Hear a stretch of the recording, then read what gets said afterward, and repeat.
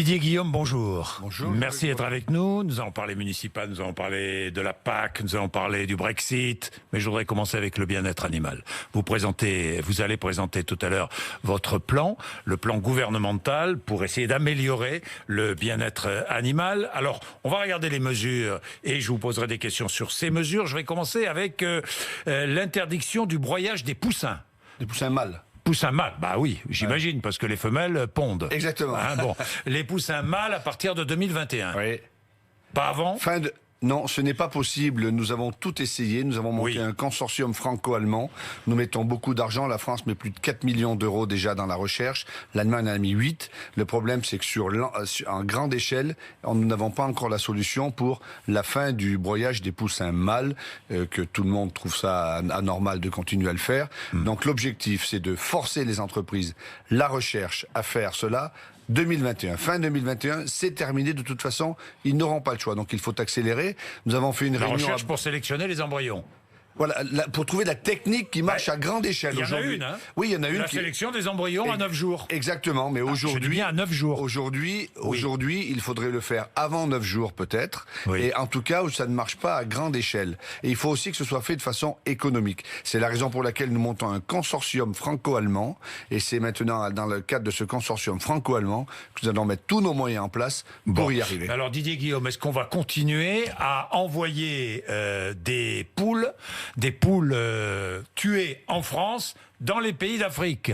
Des poules qui sont tuées au bout de 18 semaines parce qu'elles sont moins productives. Non mais aujourd'hui, vous savez très bien que la situation... C'est ce que nous faisons. Bien sûr que la situation que nous avons 50 millions de poules en France que nous tuons commence à choquer beaucoup nos concitoyens. Oui. Cette sensibilité n'était pas forcément celle-là il y a 30 ans, mais aujourd'hui, c'est réel. Oui. Et aujourd'hui, le bien-être animal, ce n'est pas la fin de l'élevage, c'est mieux d'élevage. Dans la loi Egalim, des mesures ont été prises.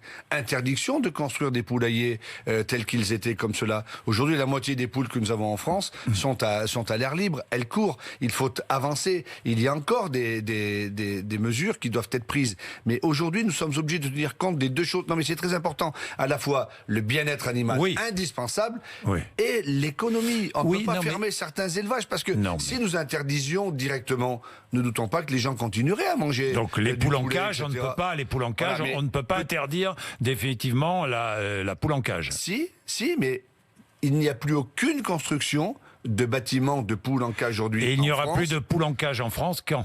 Alors, est-ce que c'est 2025 ? Est-ce que c'est 2030 ? Franchement, moi, je ne veux pas faire de démagogie là-dessus. Dès qu'il faudra rénover ces bâtiments, ça sera dans une autre façon de faire. Bon, il faut aussi améliorer, je vais changer, je vais parler des porcelets puis des animaux de compagnie, mais il faut aussi améliorer l'information donnée aux consommateurs. Oui. Didier Guillaume. Elle est indispensable. Elle est indispensable. Hier après-midi, j'étais à Bruxelles, au Conseil des ministres de l'Union européenne. Oui. Nous avons décidé, en poussant beaucoup cela avec l'Allemagne, nos amis allemands, nos amis espagnols, nous avons décidé la mise en place d'un étiquetage à partir de l'année prochaine, qui indiquera lorsque les consommateurs européens, en tout cas les nôtres, c'est plus compliqué pour certains pays de l'Union européenne, lorsque ces concitoyens achèteront des produits, il y aura un étiquetage sur le bien-être animal. C'est une avancée sans précédent. C'est-à-dire qu'est-ce qu'on pourra lire sur l'étiquette ? Ce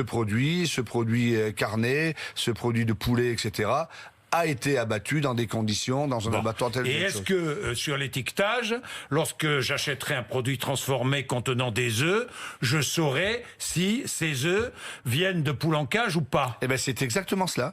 Oui ou non ? C'est exactement... Oui, mais je peux parce pas qu'il y a un amendement qui a été repoussé à l'Assemblée nationale il n'y a pas longtemps. Là, c'est pas un problème d'amendement, c'est un choix européen. Ce que nous voulons... Pardon, je voudrais que les... La réponse est oui. Oui, ce que nous voulons. Je saurai, lorsque j'achète un produit contenant des œufs, je saurai si les œufs viennent de poules en cage ou pas. C'est ce que nous souhaitons. Aujourd'hui, vous savez, il y a 14 milliards d'œufs consommés par an en France. C'est considérable. C'est considérable. Oui. Et il faut aussi faire en sorte, je parlais d'équilibre économique, excusez-moi d'y revenir, en voulant que le mieux est l'ennemi du bien, en voulant tout supprimer, tout arrêter, les gens continueront à consommer des œufs qui viendront d'ailleurs et dans de pires conditions peut-être. Donc nous voulons avancer. Cette marche, Jean-Jacques Bourdin, elle est irréversible. Le gouvernement s'y est engagé, elle est irréversible. Irréversible. Interdire la castration à vif des porcelets, c'est Oui. irréversible aussi. C'est irréversible aussi. L'annonce que je ferai tout à l'heure, que je vous donne en primeur, c'est 2021 là encore, comme le broyage des poussins mâles, fin 2021, il n'y aura plus de castration des porcelets à vif. Oui, en France. 27 000 animaux par jour. Oui. Ce qui est énorme. C'est énorme. Énorme. L'abattage rituel des animaux en France. Alors ça, il y a une dérogation aujourd'hui pour des raisons religieuses. Oui. Est-ce que vous voulez revenir sur cette dérogation? Je pense qu'aujourd'hui, c'est très compliqué de revenir sur cette dérogation. Pourquoi? Je vais vous expliquer. Parce qu'il y a un équilibre aussi avec les cultes. Je discute avec le culte musulman et avec les juifs. Je les reçois régulièrement. Aujourd'hui, il y a un équilibre qui est trouvé. Il y a des gens qui sont choqués de cet abattage rituel. Je pense que il faut que cela se fasse de façon apaisée. On peut pas mettre, je ne suis pas favorable en tout cas que l'on mette ce sujet dans le débat national aujourd'hui parce qu'il y a tellement de conséquences. Est-ce qu'il faut ouvrir derrière. le débat autour de ce sujet, oui ou non? Jean-Jacques Bourdin, dans le cadre du bien-être animal ou dans un autre cadre? Mais bien sûr qu'il est ouvert et bien sûr qu'il y a des réflexions qui sont menées par les cultes pour voir comment on peut faire. Est-ce qu'il est normal d'égorger un animal encore conscient, oui ou non? Mais non, c'est pour ça que les choses évoluent, mais que ça doit se faire dans le cas à un rythme suffisant pour que ce soit acceptable par toutes et par tous. On va pas réouvrir je ne sais quelle, pas guerre, mais attaque vis-à-vis de telle ou telle religion. Il y a des pratiques religieuses qui s'appuient sur des textes. Il faut les respecter, mais il faut aussi comprendre que là encore, la sensibilité des Françaises et des Français, peut-être même d'ailleurs la sensibilité des gens qui croient en ces cultes, a changé. Bien, formation au bien-être animal dans l'enseignement agricole, oui. C'est ce que dit aussi votre plan. Dans chaque élevage, il y aura une personne et qui sera chargée du bien-être animal, une personne formée.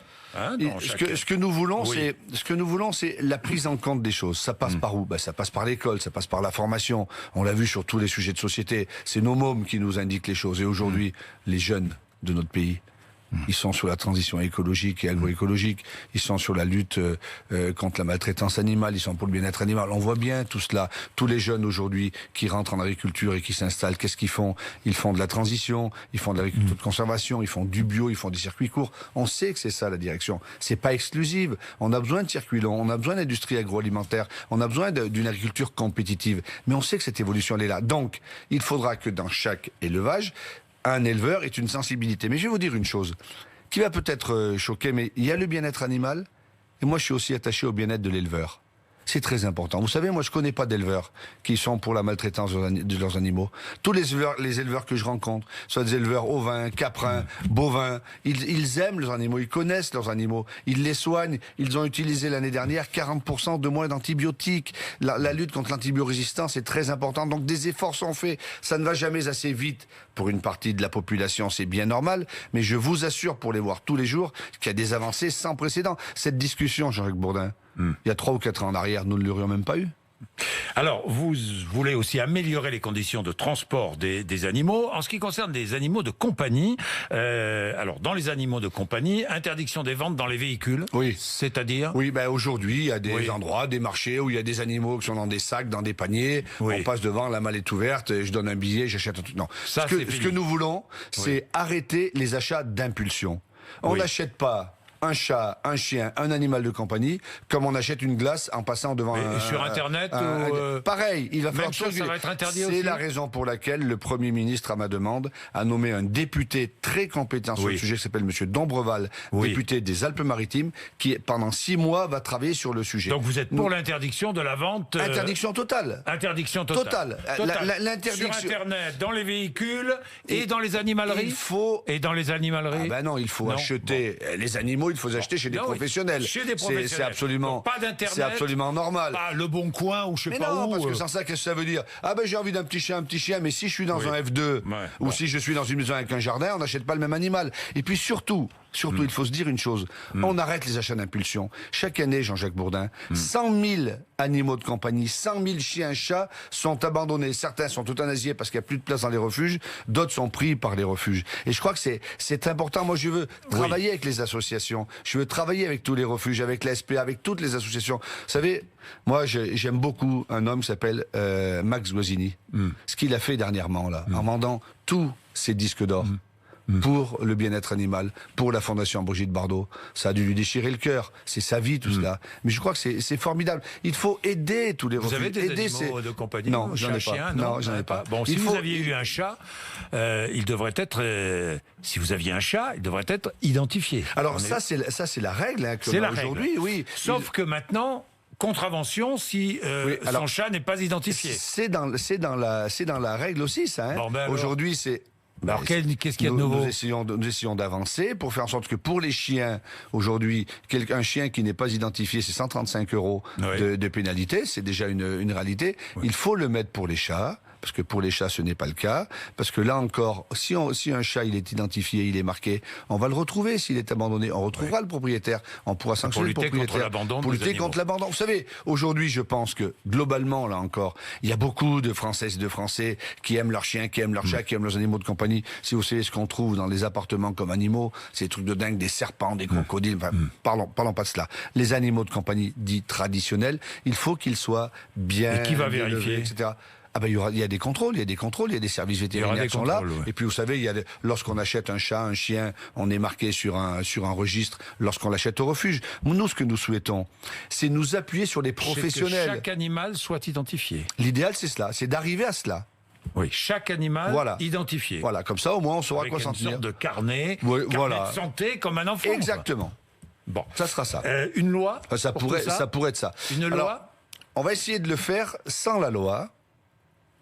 Tout ce qui pourrait être pris par arrêté. Oui. On verra ce que dira Loïc Dombreval, le parlementaire en mission. Tout ce qui pourrait être décidé sans passer par la loi, je pense que ça nous évitera de débats qui vont durer. Et puis, ce qu'il faudra passer par la loi, nous le passerons.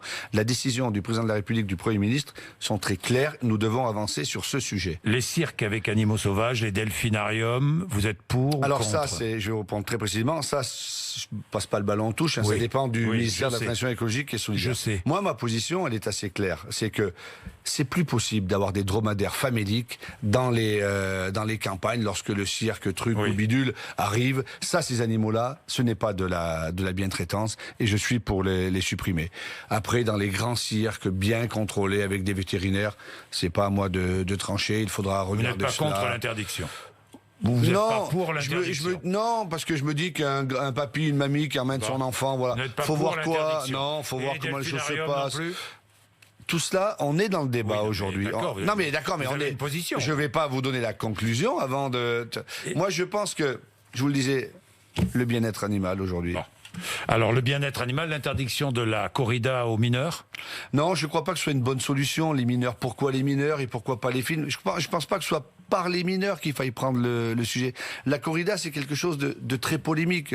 Je l'ai vu à mes dépens. C'est une culture traditionnelle régionale. Certains aiment, certains n'aiment pas. Il y a de l'élevage de taureaux de combat qui est fait dans de bonnes conditions, surveillé par les vétérinaires. C'est choquant. C'est une pratique culturelle qui est dans la loi. C'est autorisé aujourd'hui. Si une loi devait la changer, elle la changerait. Mais pour l'instant, je ne suis pas sûr qu'il faille là encore revenir sur ces sujets. Bien, Didier Guillaume, le Brexit, 31 janvier. Ouais. Inquiétude des pêcheurs français, et je les comprends. Est-ce que les pêcheurs français vont pouvoir continuer à aller pêcher dans les eaux britanniques? C'est tout l'enjeu de la situation. Oui. C'est tout l'enjeu. Ça serait un drame si c'était pas le cas. Donc le Brexit tel qu'il va se faire maintenant nous donne un an de plus. Ça sera fin décembre 2020. Nous avons donc 11 mois maintenant pour nous bagarrer. Ce serait absurde. Ce serait une honte. J'ai pas de mots assez durs pour dire que les Anglais, de façon unilatérale, empêcheraient les pêcheurs français et européens d'aller pêcher dans leurs eaux. Il n'y a aucun problème autre qu'une attaque politique directe vis-à-vis de nous. C'est très clair là-dessus. Il n'y a pas de problème de ressources, il n'y a pas de problème de cohabitation. Aujourd'hui, les choses se passent très très bien. La plupart des poissons qui sont pêchés dans les eaux britanniques, y compris par les pêcheurs britanniques, sont transformés en France, notamment à Boulogne-sur-Mer, à la zone de Capécure. Il y a plus de 4000 emplois, je crois.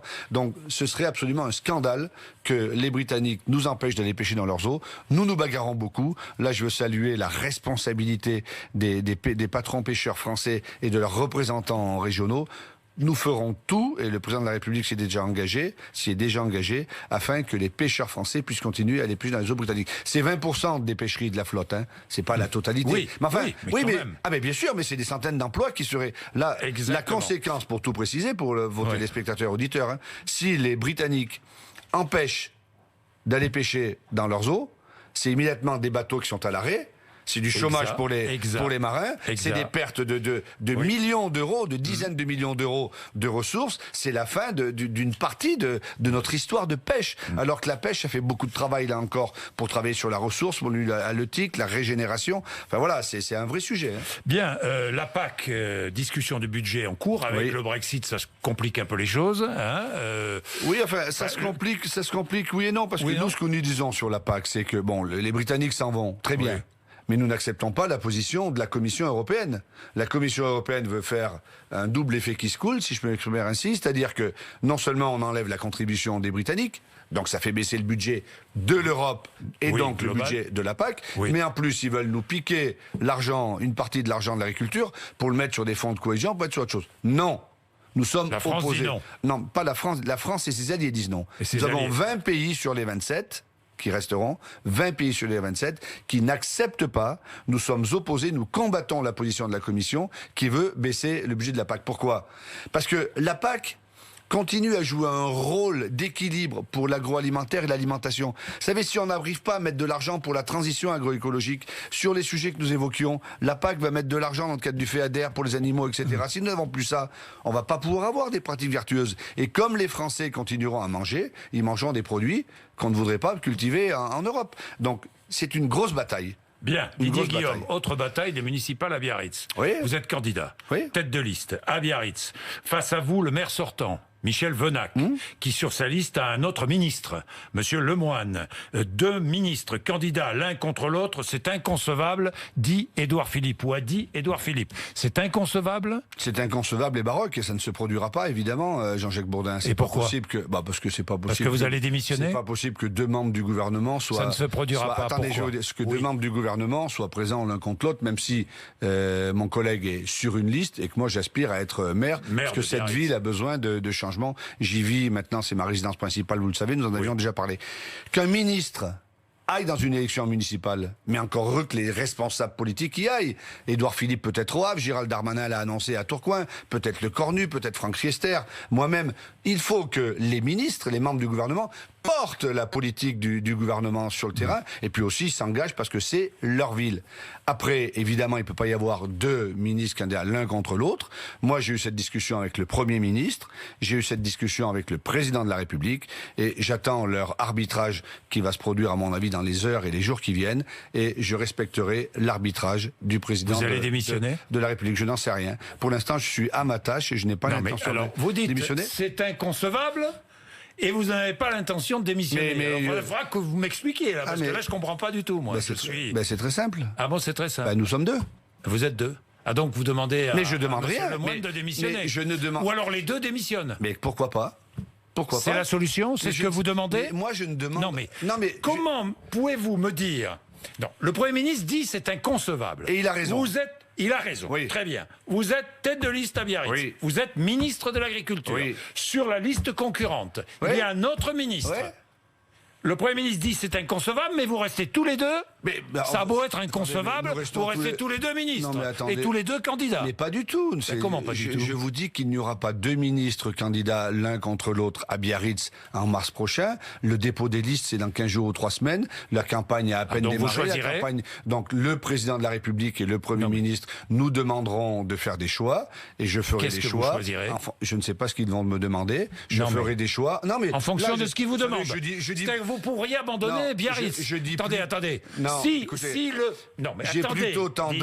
plutôt tendance à dire les choses très clairement, Jean-Jacques Bourdin. Je sais. Donc je vous le dis. Moi, j'ai annoncé ma candidature à Biarritz et je souhaite être candidat tête de liste à Biarritz. C'est aussi simple que ça. Donc, en fonction de ce qui sera dit, moi j'ai déjà eu des discussions avec le Premier ministre et le Président de la République. Je vois plutôt comment les choses peuvent se passer. Mais en tout cas, moi, ma décision a été prise comme Gérald Darmanin. Lorsqu'on se présente à une élection municipale, il faut aller jusqu'au bout. Il ne faut pas de...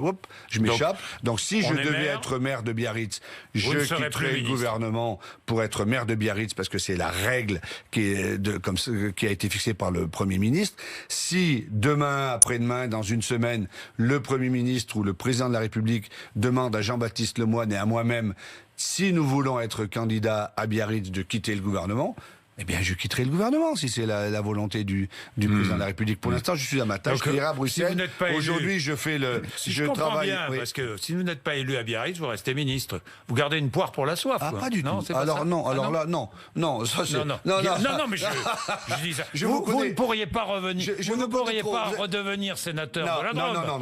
Non. Vous êtes un peu trop coquin, mais je vous connais. Non, dans la Drôme, je l'ai dit, j'ai quitté la Drôme en C'est 2015 fini. La Drôme, politiquement. c'est fini. Je ne serai plus sénateur. Mon successeur, qui est sénateur, il est sénateur, Oui. il va y rester. Je reviendrai pas sénateur. Moi, ma vie, elle a changé pour des raisons personnelles. Je Oui, ne vais pas non, mais ça- l'évoquer là. C'est bien autre sûr, chose. bien Voilà. sûr, bien sûr. Donc. Je serai candidat tête de liste à Biarritz. Je ne serai plus au gouvernement si je deviens maire. Et j'attends de savoir si le président de la République ou le Premier ministre me demande des choses. Je peux pas vous dire, ça peut être plus clair, Jean-Jacques Bourdin, ce que je vous dis là. Bah, j'ai compris. Vous choisirez Biarritz si vous êtes élu, quoi. Et vous ne serez plus ministre. Si vous n'êtes pas élu, vous resterez ministre. C'est clair. Je ne crois pas. Ah bon? Vous ne croyez pas? Je ne crois pas que ce soit aussi clair que ça. Ah d'accord. Donc vous allez démissionner avant l'élection. On verra. Bon, j'ai compris. 8h55. Didier Guillaume, merci d'être avec nous. Merci à vous. Merci.